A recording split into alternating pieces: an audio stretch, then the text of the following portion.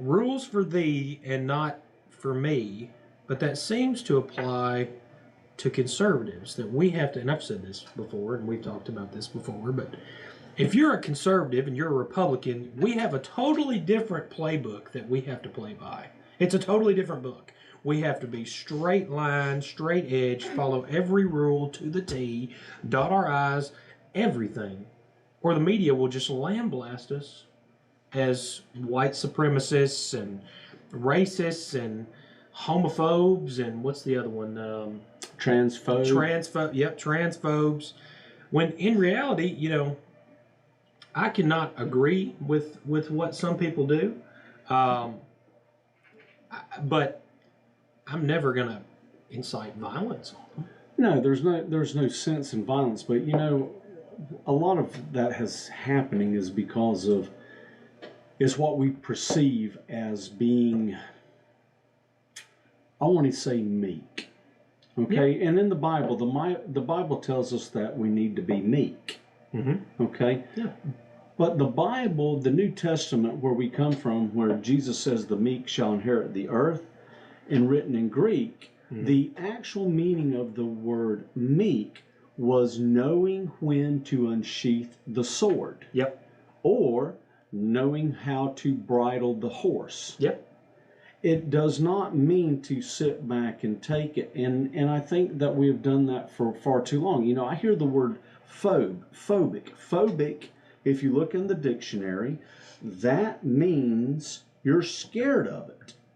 I don't know about you, kid, but I'm not scared of it. I feel bad. I feel sorry for them. Yeah. But when we talk about pride, King Solomon again tells us about pride in Proverbs 16:18. He mm-hmm. says, "Pride comes before the fall, and then destruction." Yeah. Absolutely. So you got to actually kind of feel sorry that you're being led down this path. The actual hate speech, I want to tell you the actual hate speech. The actual hate speech is the people on the left that are telling them, oh, this is okay. You go ahead and live in sin. Mm-hmm. And it is a sin. Yeah. Do you think we will ever have an adultery pride month? What about a liar pride month? That's true. Yeah. You're right. A murderer pride month? Yeah. Yeah.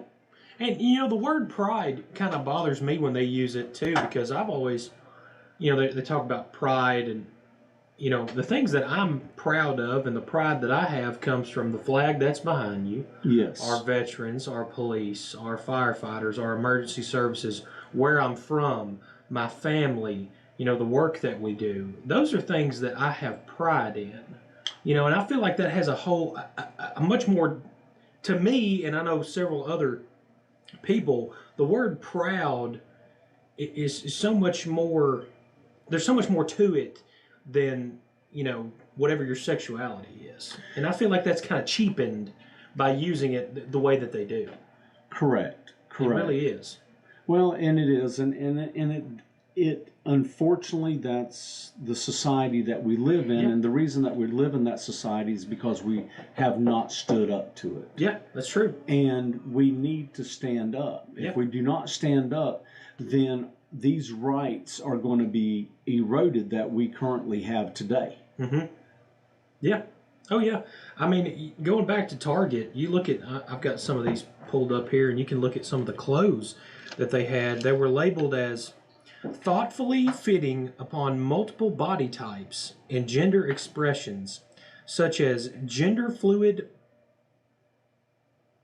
and super queer, among other items when referencing swimsuits and other forms of clothing. I mean, I just don't. What are we doing? I mean, I like the language on one of them.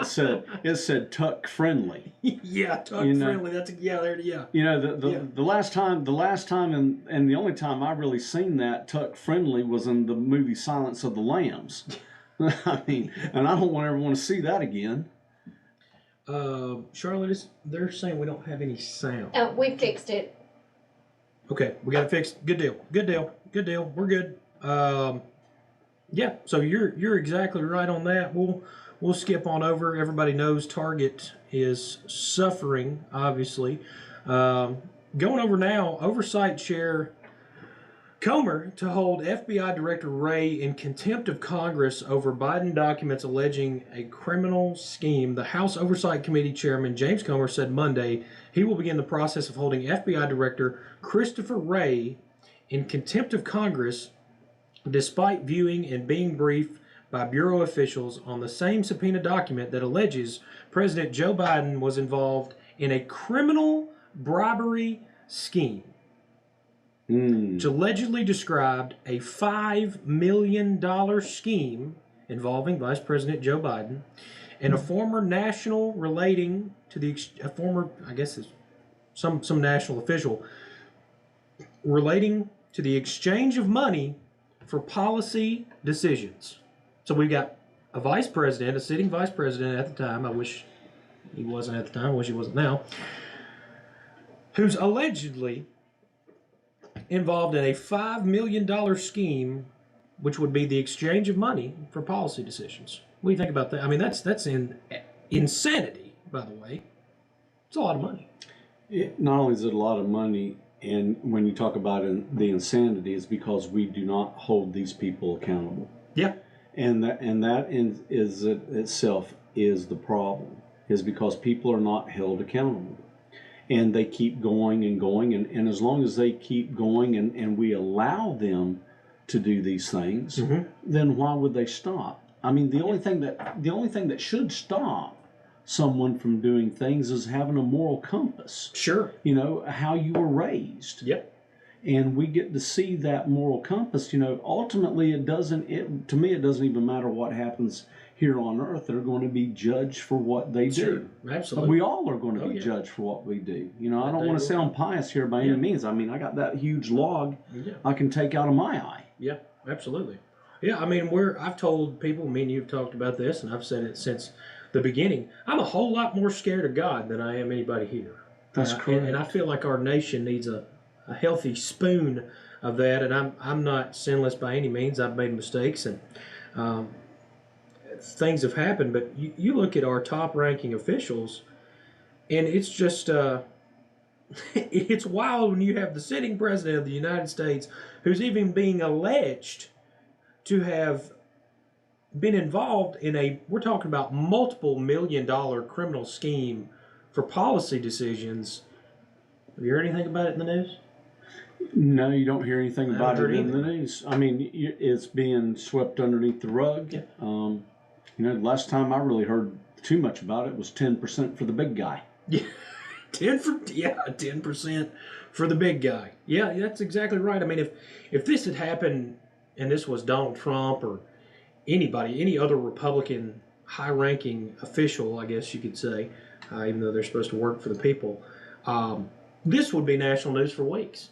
We wouldn't hear the end of it. I mean, we know now by the investigations that's been done through the House and the Senate that the Russia collusion was a sham. Oh, no. It was a sham. Absolutely, it was a sham. But again, it comes down to because we allowed this to happen. Yeah, you're right. We do. Yeah, there's no consequences. I mean, look what happened in your own chamber. Yep. I mean, you had 3 people that went in and they absolutely caused havoc. Yeah, they did. And I know me and you both, you know, for the people that are listening, would never even step foot in Washington, D.C. on January the 6th. Yep.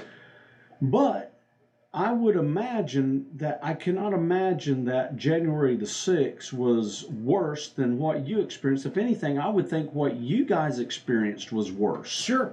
Well, and we've got people right now that are citizens of this country that are in jail for January the 6th. And there's no plan of getting them out. There's no, I don't have any, folks, I'm sorry at home, I don't have any data pulled up on this or the numbers or anything, but I know for a fact there are people right now sitting in a jail cell that were there on January the 6th, and there are no plans to get them out. No. Nothing. They're just sitting there, left to right.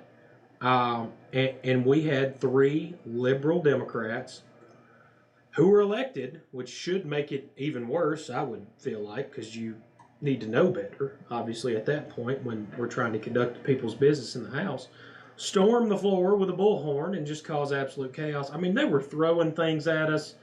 The protesters were grabbing folks, grabbing representatives. They had the bathroom blocked at one point where we had an elected representative using the restroom. He was trying to leave, and there was 5 or 6 protesters blocking the door.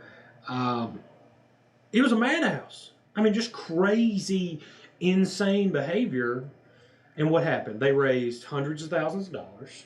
Right. They were brought to the White House. Joe Biden loved on them and talked about how they were the greatest thing since sliced bread. Now, doesn't one of them have a criminal record even? Yeah. Oh yeah, Justin Jones. Yeah, he's got a criminal record. I believe him and his girlfriend, if y'all want to look this up online, I think there's pictures of them standing on top of a Metro police car in Nashville, jumping up and down. Okay. But any felony convictions? No, not that I know of. I don't think their district attorney has moved on that at all, and I doubt that he will. We have Nashville and Memphis both have very liberal DAs.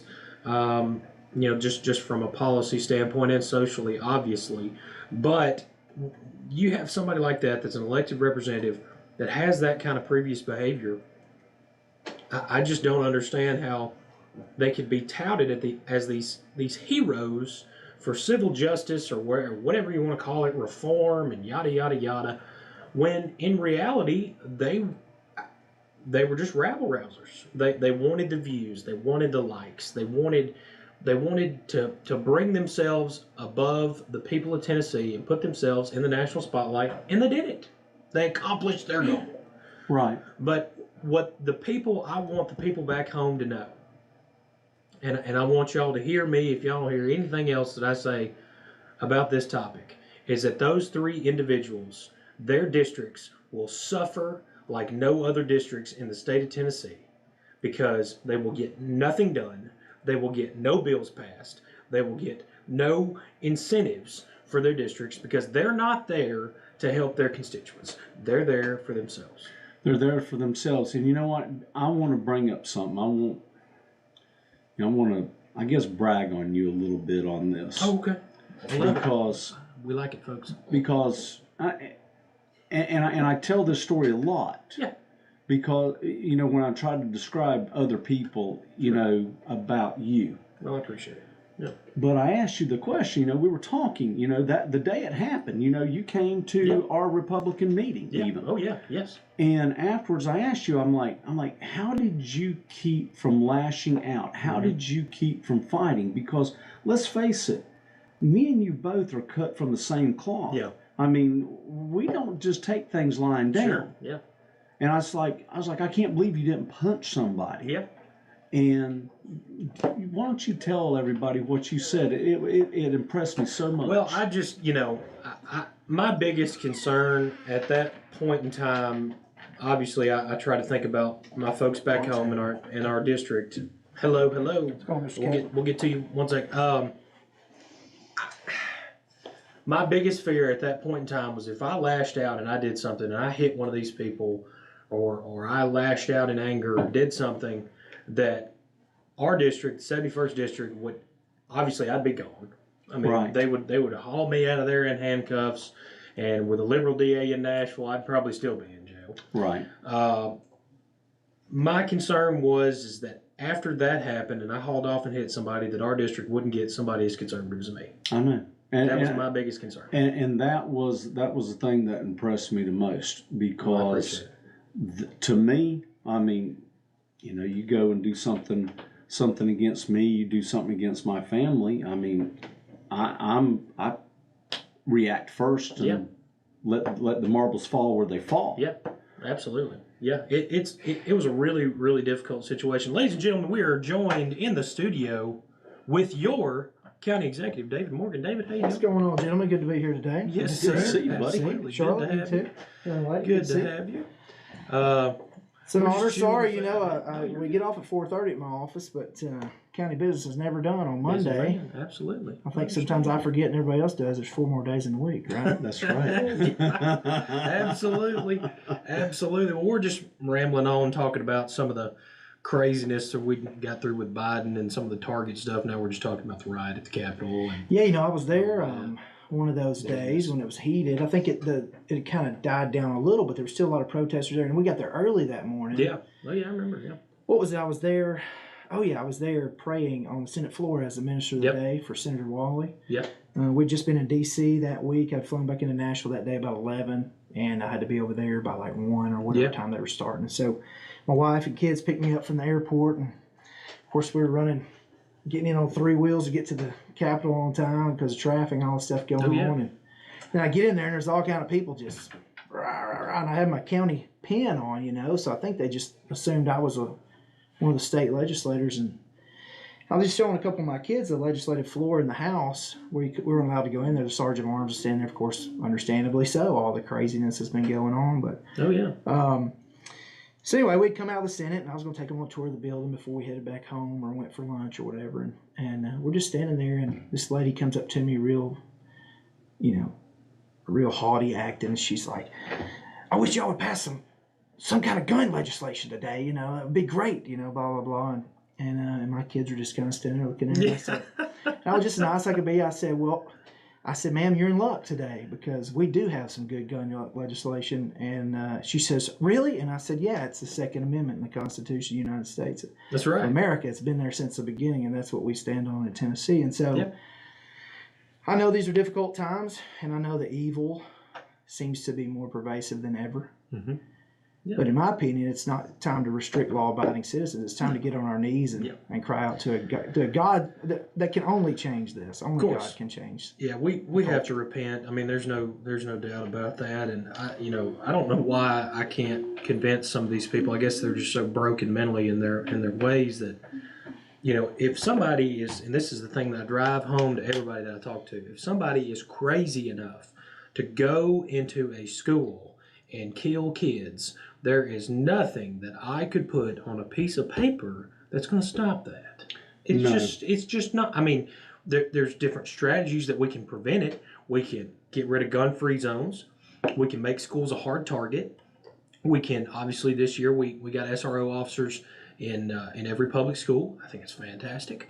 But if somebody is crazy enough to want to go out and, like this Audrey Hale, who was obviously absolutely whacked out of her mind, and she's a her. I don't care what ideology that you believe, that that was a woman. It's a If she woman. was a transgender, whatever. That was a woman. You can't change what God made you. No, you can't. If that person is wanting to go do harm to a group of people, and let's just say, for instance, just for the sake of the argument, no one had access to firearms. Let's just say that just for the sake of this argument. Obviously, I don't support that in any way. But a truck, a car, gasoline and a lighter, A bomb, a knife. I mean, there's no telling. There's nothing that will stop that. So, England, has hardly no guns. They have literally gotten rid of all their guns. Yeah. And I was reading an article here late last week that they have a huge epidemic right now of knife violence where people are being killed with knives. I mean, I had a good friend of mine that he's a lieutenant colonel. He's retired now. Yeah. For Army intelligence, Okay. which I told him was an oxymoron, but oh my gosh, you're a Navy guy or Air Force guy or Marine? no, I'm none of it. I'm just, I just had to get onto him when he said, it's giving him a hard time. yeah, when he said military intelligence, I'm like, that's an oxymoron. Yeah. It's like a logical liberal. Yeah. Right. That's a very there you go. Yeah. You missed it. I was going to give you these softball questions earlier. I had to give them to Kip. Oh man, I told him, listen, when I die, roll me in about 10 minutes late to my funeral, and everybody will feel comfortable. There you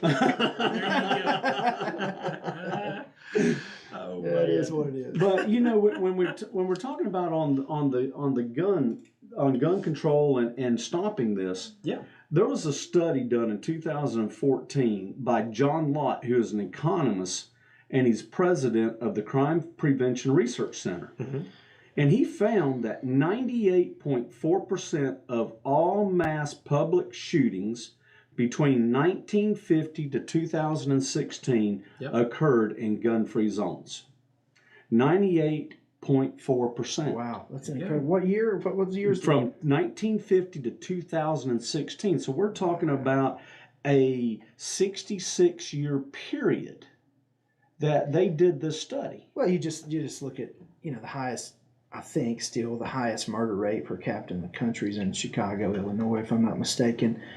Been a gun-free zone for a long time. It's illegal to have a gun inside the city limits, right? Right, Chicago. right. I mean, you look at surely, D.C., the same thing. I mean, you look at all these major metropolitan areas that, let's just be real, that Democrats have been running for decades. Mm-hmm. They're falling apart. Oh, yeah. Look at Memphis. And here's the deal. They're killing each other. That's the yeah. problem, is they're killing the citizens in their own community. Yep. And it's a heartbreaking thing. And we try to blame it on guns. And something I heard someone say recently just really opened my eyes, that a rock in the hand of Cain was the rock in the hand of Cain was a bad thing, but a rock in the hand of David, if you know the scripture, of course we're speaking to one side here, right? And we've got bringing up the Bible, right? But a rock in the hand of David was a good thing. It liberated an army from defeat. And so it's not the gun. They're amoral. I mean, it's the same way with our money. Our money's amoral. It's what you do with it that matters. That's correct. It's that's a big misquote in the Bible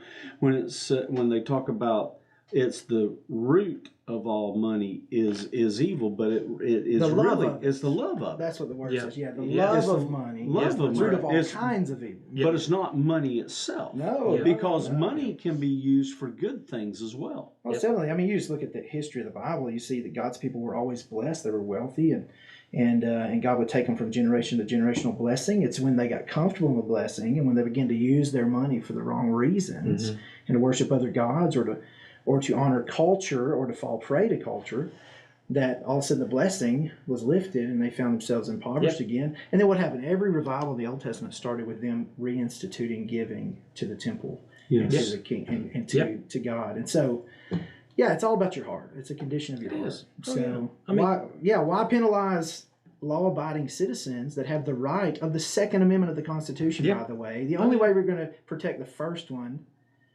the freedom of speech and religion and assembly and all those, the only way we can protect that is with the Second Amendment. And it's pretty important that they put it second. It wasn't fifth or sixth. I'm not saying the other ones are not important, but that was number 2. But after. But you know what, speech. David, you went and took it upon yourself to get us even more protection from even our own state when you sent in. What would you explain what you had done? Yeah, the resolution that we put in place the last commission meeting was just to, first of all, let the state government know, and then to let Lawrence County know that as long as I'm in the office, as long as our commission is in place, which they voted this in unanimously, praise God, that we will not be in favor of any red flag laws that would limit the rights of the citizens of Lawrence County to be able to have guns and to protect themselves. One of the arguments on the left is that, well, back then when the Second Amendment was written, they didn't have like assault rifles, right? Of course, there's a big misnomer there. People think that AR means assault rifle, and it doesn't. Armalite rifle. Yeah, right. And so anyway, whatever. So that's a big left, smoke and mirror campaign. But anyway, so in my opinion, they were talking about muskets back then, musket to musket, right? To defend yourself. Right. Cannon to cannon kind of deal. Today, we're actually even with the personal armament that we have with an AR-15 or whatever it may be, even with 30-round mags or whatever taped back to back where you can get 60, we still can't compete with the weaponry of our federal government and the military and all that, right? We're not even anywhere close to as apple-to-apple comparisons they were back then. So, in my opinion, when people try to take us back to the beginning and say, well, they weren't talking about having these repeating rifles and all this stuff, actually, they were talking about us having a more fair playing ground Sure. then, Yeah. or fighting ground, if you will, than we have today with the federal government. So, anyway, so I think that argument. I couldn't even imagine right now trying to go up against the fair. I mean, with what I'd say we could do a pretty decent lick on them in the South. I mean, we could probably hold it down for a little bit, but with drones, some of that stuff would get pretty rough. Well, but you know what? I kind of got off topic when I was telling you about my friend, that's lieutenant colonel in military intelligence. The thing that he told me, and here's the other thing, and this is what a type of a warrior this man is. Mm-hmm. He was also an Army Ranger. Okay. I don't know too many people that were Army Rangers and lieutenant colonels on top of it. It's true. But he said that the biggest or the best weapon that we have here on Earth is the human brain. Yeah. There you go. I mean, and you know, when we talk about, you know, our government having so much more than what even the citizens have, well, I'm going to tell you something. It hasn't worked out very well here lately when it comes to, I mean, let me just say Afghanistan. I mean, Afghanistan, you would think that they don't have near the fighting capabilities as we do here in America, and they not only kicked out Russia, but you know, President Biden, he went with his tail between his legs and then left them weapons on top of that. Well, I mean, you gotta. So we have. We've learned from various wars in the modern era that. But here's the thing too, Lawrence. We never fight with everything we have. We limit our military. Yeah, we do. We got politicians that try to tell the military and the brass how to run a war. Yeah. You know. It's nation building and all these other things that have gotten involved in warfare, and I can understand some of the necessity for some of that, but because you do have a people that have been ravaged, a lot of times are controlled by evil dictators and governments. You want those people to be able to rise up and build, but when it comes to a throwdown like that, we need to get the politicians out of running our wars and let the military. Military. I mean, Trump showed how quick that could be done.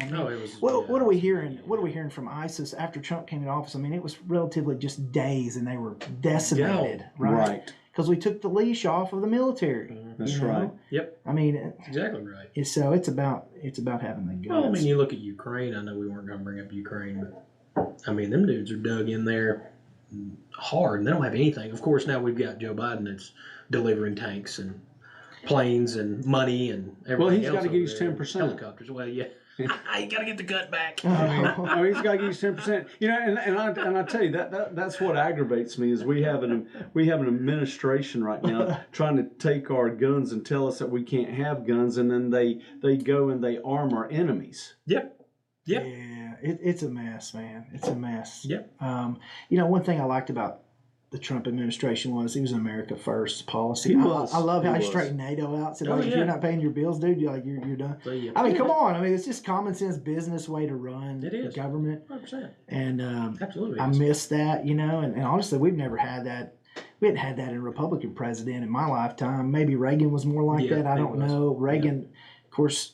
But I think if you look back at history, Trump is going to be one of the most conservative presidents we've ever had. Yeah. And one of the most America First minded we've ever had. Pro-life tendencies that he had. I mean, his stances that he took on that. Yeah. I mean, life was really good when he was president. I saw it was nice. I mean, did he just hit the right 4 years? I mean, I don't know. According to the liberals, like Obama teed it up for him. Right? Obama set up for him, right? Yeah, he teed it up. And then he messed it up, and then Biden came in to fix it, right? He really has fixed it, hasn't he? Yeah. I saw this shirt, and it's hilarious. And it said, I would take $1.50 gas for mean tweets right now. Oh, yeah, 100%. There's no... Yeah, listen. Yeah, I mean, yeah, look. You can't quote me on saying that I just think he's the greatest thing since sliced bread as a person, but I'm not asking him to be the chief priest of America. I want him to be our president, the commander in chief of our military, and the one making decisions over our economy.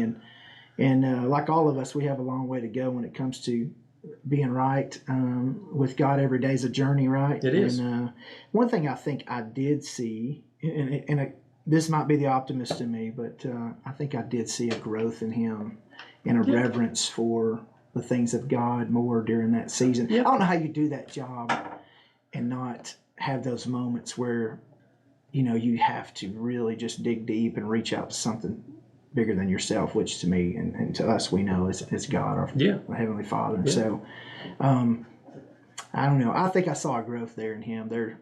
Even though the tweets kept coming. But have you ever seen somebody embattled like that by the press? I mean, he was just calling them out, man. I mean, here's the thing. I have nothing I wrong loved with the tweets because awesome. Hey, were they not the most shared tweets They ever? were awesome. Like, come on, man. I loved them. If they would have just sold some advertising along with his tweets and stuff, Man. Twitter should just shut up and kept their mouth shut and left him alone and let him make them money. Yeah, right, and but they didn't. But I mean, he was tweeting out what we were thinking. Oh, 100%.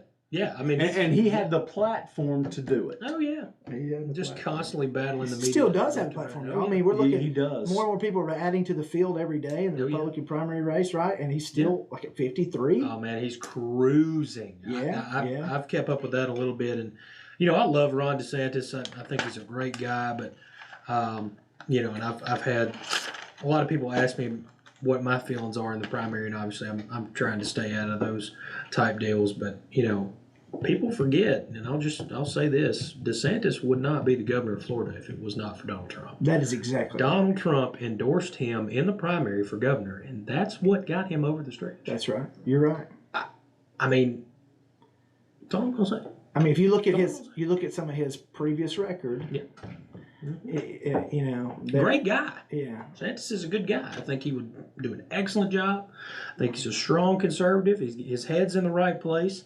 And people give Trump a lot of flack for his mouth, and I understand that. But you also got to realize, I mean, this is a multi-billionaire. Had a TV show. New York City millionaire kid, grew up in Manhattan. I mean, his vocabulary is different than ours. Even people from Pittsburgh, we know some folks from Pittsburgh. Right? We do. Their vocabulary is a little different than ours, right? A little bit different. It's a little more colorful. Yeah. So that's just part of it, right? You got to overlook those things and whatnot. So yeah, we have a different way of doing things down here in the South. But, we do. We absolutely do. But fiscal conservatism works, and Donald Trump. Donald Trump did more for Republicans and conservative side of the aisle than I've ever seen any president. Oh yeah. 100% in my lifetime. Absolutely, absolutely. And history will tell that tale. Yep. Yes, it will. Charlotte, you want me to read off the call-in number again in case I didn't read it the first time? 766-9393 if you want to call in. 766-9393 if you want to call in, ask a question, chime in if you got something to say. This episode is brought to you by Strikers. Am I allowed to say that? Strikers Steakhouse. That is my sponsor, Strikers Steakhouse. You ever had something good to eat? It was probably at Strikers. I don't know. Oh, Josh, Josh Pollock killing it up there, man. Beautiful. They catered our meal to Kids Place, the Kids Place banquet, and they did a great job. Fantastic food. Yeah. Fantastic food brought to you by Strikers.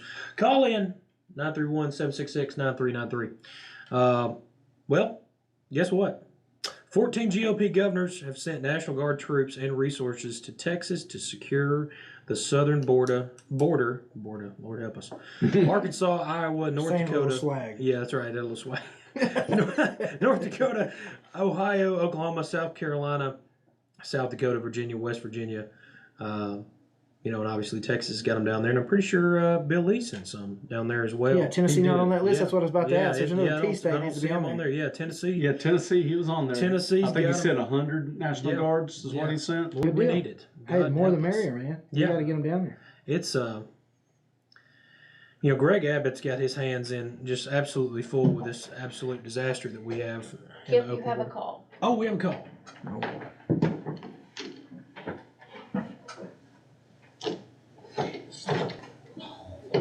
Give us 1 second, folks. Okay, you're on the air. WDXE. I would like for y'all to announce Roy Williams is coming in 27th of June, 6:30 p.m. at the Hard Rock Cafe to tell people how to get their rights back. Oh, okay. We sure will. Ma'am, Okay, thank you. thank you very much. Mm-hmm. All right. Thank you very much for calling in. We appreciate it. I missed part of that. Roy Williams is actually Robin Williams, his brother. Okay. Do you know Robin? Yeah. Okay. Yeah. And he's going to be teaching people how to get their rights back, as you don't have to be a citizen I don't know much about that. Oh, I've heard a little bit about that What is that stuff. called? Hold on, what's it called? Like the Sovereign citizens. Yeah. Okay. Yeah, no, that's I looked into that. I mean, I had a background in financial planning. I was an investment banker, and if all that stuff that they say is true, I would have found out about it. But Okay. I mean, no, I never. Yeah, never Lawrence, seen you're one about as thing of it. conservative as they get. I mean, you would have figured that out. I would have definitely figured it out. And, Yeah. and people, if you're listening, I mean, I'm sorry. I hate to say this, but I haven't seen anything where it has worked. I mean, I'm all for keeping the government out of my business. Sure. You know, it's just how I am. I mean, I'm the type of guy that wants to be left alone. I want to raise my children, raise my family, and be left alone. Yeah. But the problem is we're not being left alone, and so we have to come out here and fight. Yeah. And really, you guys, both you guys sitting here is one of the reasons why I had even gotten into politics, is because I seen how both of y'all were going to protect our county the best. Sure. Well, I appreciate Well, that. Lawrence, I appreciate Yeah. that, man. We Absolutely. we certainly ate a lot of breakfast and catfish dinners together. Spaghetti. Yeah, spaghetti. That was a good. That was a West nice, End Community switched it Club, up a shout little out bit to on So, that. so what Shout out to West happened? End. What happened to me and you eating all that, and then look at David. David still got a Yeah, I Washburn know. stomach. I don't How did that understand. I happen? don't know. I He got must have a fat, man. tapeworm. Listen, guys, I've got 5 kids that I chase around nonstop, so that's part of it. Yeah. We got another one? I think they hung up. It's called intermittent fasting. That's how it. Intermittent fasting. Intermittent fasting. Yeah, you Intermittent just fasting. eat in an 8-hour And I window. do that too, but I do that too. 8-hour windows all in 16 hours. I've been doing that. I eat all the time, so maybe that's what the problem is. You like seafood, right? Yeah, that's right. Yeah, seafood, I eat it. I eat it. That's right. Oh man. Well, it's going to catch up with me at some point, I'm sure, guys. So that day will come. No, But I hope not. no. I don't I ate think a so. salad for lunch today. there you go. Yeah. I haven't even ate today. So when you talk about going 8 hours of fasting or just eating in the 8-hour window, I've been doing that probably for 6 months now. I eat some bologna today. Really, so- have you felt any better? Sleeping better? Well, I mean, I have lost a little bit of weight, but when you need to lose as much weight as I have, I mean, a little bit of weight is. Yeah, you're going to have to holler at old Blake Rogers down at Relentless Fitness. Mm-hmm. And Relentless, he's a good Check out Christian guy. Blake Goes to my Rogers. church. They do all kind of different programming and training for you. Here's the Food, thing. all kinds of stuff. Here's Shout the out thing. Blake Rogers. Here's Am the I, thing. am I supposed to do that on here? or not? No. He's my homie. It was just really funny. church member. Hey, Shout out Blake. if it doesn't have a ball, if it's not a Oh, I'm baseball with you, I'm or with you, racquetball or hockey, I played all those sports, up until I was about 40. Then my girls were born, and I'm like, well, I gotta stop playing ball, stop working out, and So you had children at 4. I mean, your wife had children when you were 40.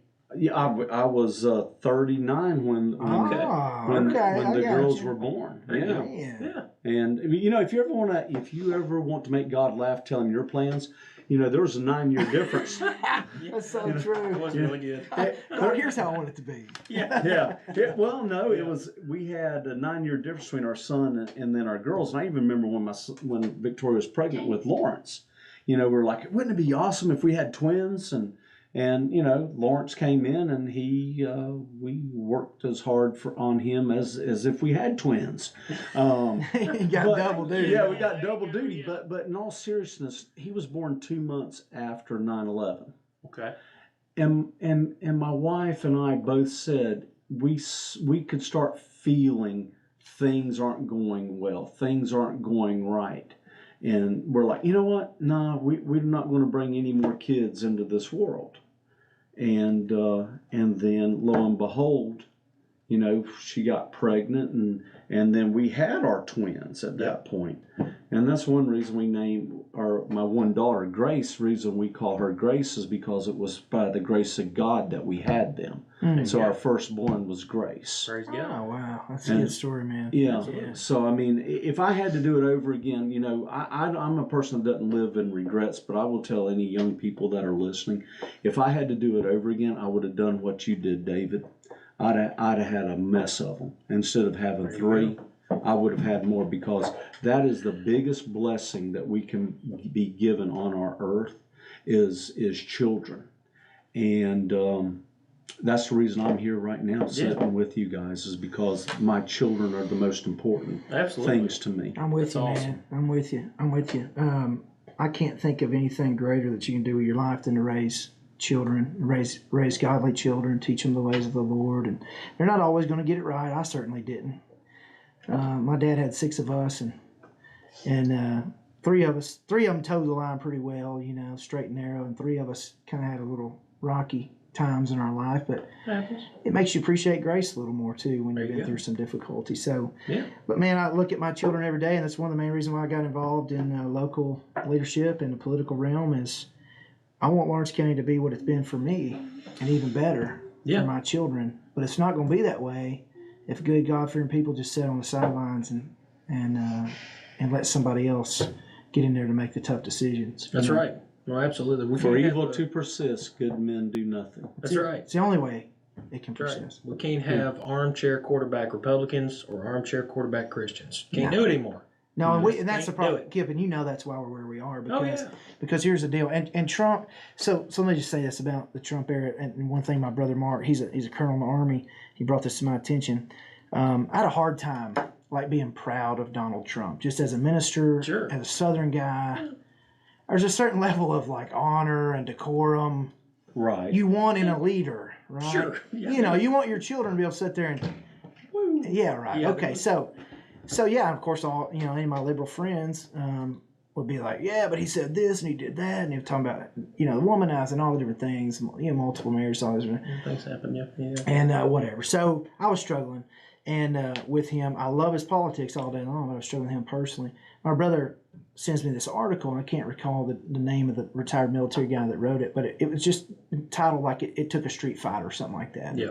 It was talking about how Republicans forever, we've always kept this level of honorability and decorum about us, and we just won't stoop to the level of what the liberals and the left are screaming on the streets and freaking out. I mean, having these marches on Washington dressed in this vulgar stuff. Yeah. I mean, just unbelievable stuff in front of children. Yes, no regard for any kind of basic decency.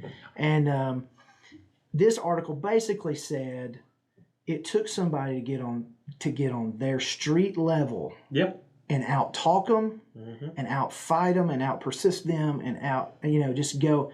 It took somebody to get on that level to change the game. Absolutely did. And dude, that is, if I can say anything about Trump, he is not scared to get in a street fight with anybody with words, with business tactics. I'm talking, that dude is serious about that stuff, And it just opened my eyes a little bit more, and it made me pray for him really in different ways too. And I think we saw some true growth in him. I mean, you gotta think too. Trump almost revitalized the party. I mean, you think of a Bush Republican versus a Trump Republican. They might as well be from different countries. No, I'd like to have my votes back from Bush. I really would. They're just completely different styled Republicans. I mean, and I'm thankful for it. Honestly, Trump really got a lot of my friends. He woke in a lot the of younger people crowd. up. Oh yeah, he woke got a bunch of the younger guys in my friend group, and some of the other guys that I know that are a little bit younger. They're like, man, this dude is speaking my language. Like he is letting it go. Golly. Hey, look, as a minister, a lot, I don't talk like that, but a lot of times, you're thinking, like you said. I mean, he's saying what we think sometimes, but you hold back because you got this respectability about you. Oh yeah. But like, man, he just shoots it straight. Man. Oh yeah. Yes, he just does. shoots it straight. He absolutely. I like that. I mean, I like it too. I miss it. Yeah.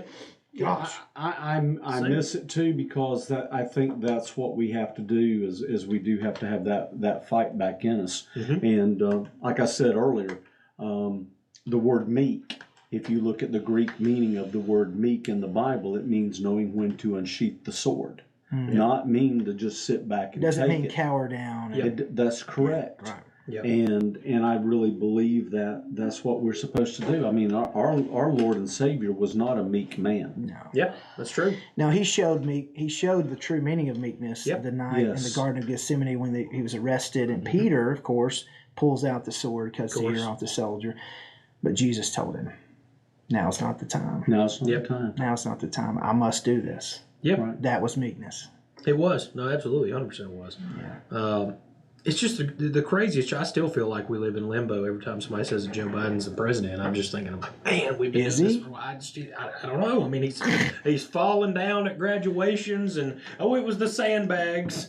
It was the sandbags. Listen, man, he's 80. What is the guy? 80 years old, man. Oh man. I mean, it really doesn't matter. I mean, I know 80-year-olds that are sharp as a tack and are still out there working hard. I mean, JC Wisdom. I mean, He's JC, still going at it every day. JC's 82 years old. I mean, there's nothing feeble about JC. Hey, my granddad was 84, and his brother was 82. There you go. Over in the mountains of Arkansas is where they're from, and there was a house, the kitchen burned.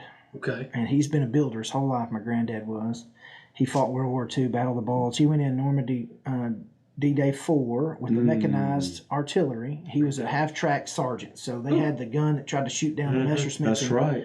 The German. He fought from Normandy all the way to Berlin, liberated Berlin. Great, yeah. And he lied about his age too. So he was 17 when he first went over You there. gotta love that. He went through gotta CC camps. I got goosebumps. on that. I mean, he was. So, but here's the deal: 84 and 82, they drove by this house and they stopped and talked to the people out there, and they said, "What do y'all plan on doing with this house?" And they said, "Well, we're going to bulldoze it and build a new one here. The kitchen burned. They totaled the house or whatever." And he says, "Well, what if we tear it down for you? Can we do that?" And like, we would like to preserve all this materials because he grew up in the Depression.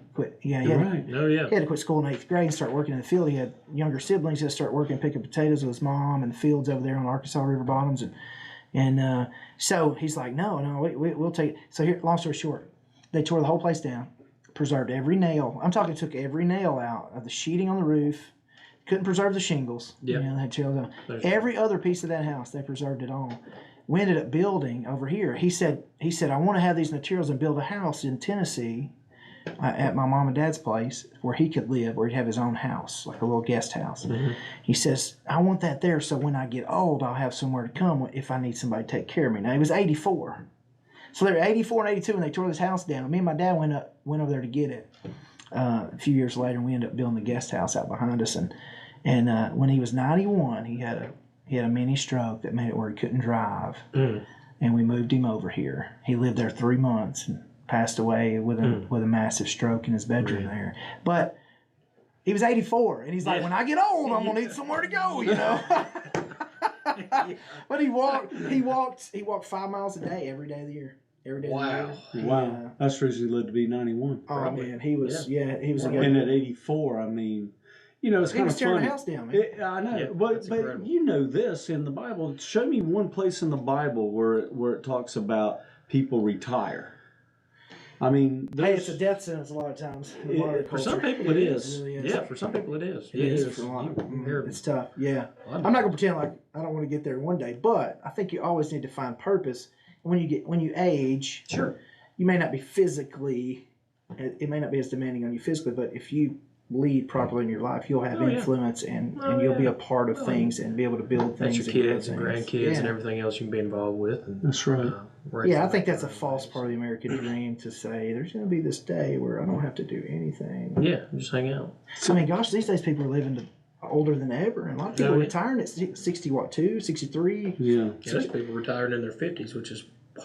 Well, yeah, if you've had a job where you're 30 after 30 years, Yeah, you just. But then they're living to be 95, so that's a lot. A lot of people aren't ready for that. You're a financial planner, and you know that. Like, a lot of people are outliving their money. They do. Which is they do. wild. Well, a lot of it has to do with debt.